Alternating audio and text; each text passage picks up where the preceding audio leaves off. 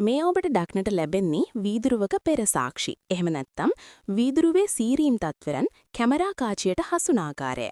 මේ Honda Insight රථයක්. මෙහිදී ඇතිවන තත්වය ඉදිරිපසින් ගැටෙන ආලෝකීය විහිදීම නොහොත් ස්ට්‍රේ ලයිට් ඉෆෙක්ට්. එහෙම නැත්නම් ඩැස්ලිං ඉෆෙක්ට් ඉංග්‍රීසි නාමයෙන් හඳුන්වනවා. ඉතින් මේකෙන් වෙන්නේ මාර්ග අනතුරු අවධානම ඉතාමත් ඉහළ වීමයි. දාවන දෘෂ්ටිය අයහපත් නිසා ආතතිය වැනි සෞඛ්‍ය ගැටලු ඇතිවීමයි. සීරීම් නිසා වීදුරුවේ ක්ෂය වීම ඉතා ඉක්මනින් සිදුවෙනවා. චිප් කුහර හානි ඉතා ඉක්මනට සිදුවෙනවා.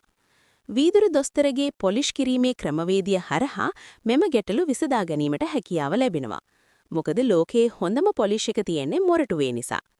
ඊට අමතරව මේ සම්බන්ධව විශේෂඥතාවයේ තියෙන එකම ආයතනයත් මොරටුවේ අප ආයතනය පමණයි.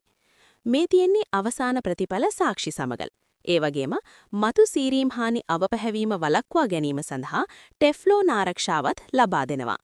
අවශ්‍ය අධ්‍යාපනය සහ මාර්ග උපදේශන වැඩපිළිවෙත් ලබා දෙනවා.